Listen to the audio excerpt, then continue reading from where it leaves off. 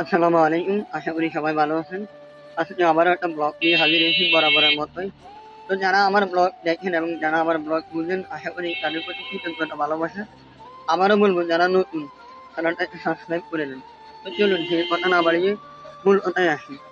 তো সমাজে একটা জিনিস সবসময় ঘুরপাক খাচ্ছে, সেটা হচ্ছে কি, মানে আমাদের সমাজে এটা প্রচলিত একটা কাহিনী সবসময়।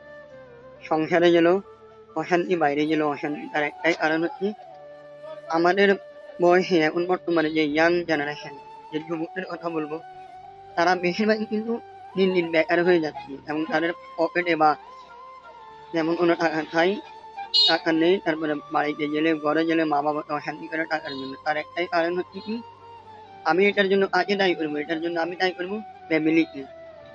শুধুমাত্র ফ্যামিলিকে এই কারণে দায়ী করবো, যখন আপনার ছেলে যখন পড়াশোনা ছেড়ে দিয়েছে, যখন আপনার ছেলে আপনার কোনো একটা কর্মস্থানে যখন আপনি লাইন ধরাই দেন নাই, আপনি ভাবতেছেন না ছেলে পড়াশোনা ছেড়ে দিয়েছে, আরো কয়েকদিন যাক আমি তাকে লাইন জাট ধরাই দিব না। যখন আপনি এই চিন্তা করতে করতে যখন আপনার ছেলে টাকার জন্য হা করতেছে, যখন সে বাধ্য হয়ে হারাম একটা কাজের মধ্যে লিপ্ত হয়ে গেছে।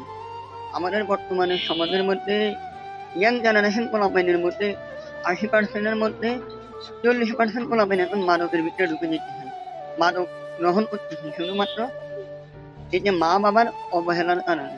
এই যে মা বাবা তাদের সন্তানদেরকে তারা লাইন জাট বা ভালো কোনো একটা পরিস্থিতি, তারা ভালো একটা পজিশনে দাঁড়াই নেয়নি, যার কারণে আজকে যুব সমাজ দিন দিন তাদের মানে ইয়েটাকে তারা হারিয়ে যাচ্ছে। যুব সমাজ কিভাবে ভালো থাকবে? আপনার ছেলে যখন বেকার হয়ে যাচ্ছে, তখন আপনি চিন্তা করবেন আপনার ছেলেকে হয় দেশে একটা ভালো একটা আশিকানির মধ্যে লাগাই দিবেন, নয়তো তাকে বা যুব সমাজ খারাপ হচ্ছে মা বাবার কারণে। আমি বলবো কারণ হচ্ছে মা বাবা যখন আপনার ছেলে সন্তান কি করে না করে, আপনার ছেলে সন্তান রাজনীতির সাথে মিশে যাচ্ছে, আপনার ছেলে সন্তান খারাপ পোলাপাইনের সাথে মিশে যাচ্ছে, আপনার ছেলে সন্তান মাদকের সাথে মিশে যাচ্ছে, কিন্তু আপনি দেখো না দেখার বান করতেছেন কেন ভাই? কেন আপনি দেখে না দেখার বান কেন করতেছেন? আজকে যদি আপনার এই ছেলে বড় একটা দুর্ঘটনা ঘটায়, সেটার দায়ভার কিন্তু আপনাকে নিতে হবে। তাই এই জন্য বলবো, আমাদের যে সমাজ, আমাদের যে ফ্যামিলি, যারা গার্ডিয়ান আছে তাদেরকে একটু সজাগ থাকতে হবে। আপনার ছেলে কি করে না করে সবসময় এটা দিয়ে খেয়াল রাখবেন। আপনার ছেলেকে ভালো একটা কাজের মধ্যে দিয়ে দেন, হয় ভালো একটা কাজের মধ্যে দিয়ে দেন, না হয় ঋণ পিন করে যদি টাকা থাকে তাকে বিদেশে হস্তান্তর করেন। তাকে বিদেশে হস্তান্তর করেন। পৃথিবীর অনেক দেশের ভিসা চালু আছে, তাকে ওইখানে হস্তান্তর করেন। মনে রাখবেন, আমি আলফা একটা ভিডিও করেছি, জুয়ার বিষয় নিয়ে একটা ভিডিও করেছি। আজকের ভিডিওটা হচ্ছে বেকার। ভিসা পাঠাই দেন না, পৃথিবীর বহু দেশের মধ্যে ভিসা চালু আছে, তাদেরকে ওইখানে পাঠাই দেন।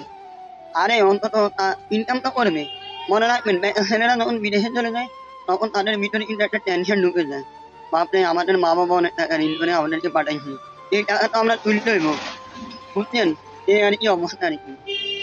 ছেলেদেরকে, আপনার ছেলে আছে বেকার অবস্থায় আছে, তাকে প্রয়োজনে কোনো একটা কাজে ধরাই নেন, নাহলে কোনো একটা ব্যবসা প্রতিষ্ঠানে তাকে ইয়ে করেন। অযথা তাকে বেকার অবস্থা রাখবেন না। বেকার অবস্থা রাখলে বিপদে আপনারাই পড়বেন। আশা করি বুঝতে পেরেছেন।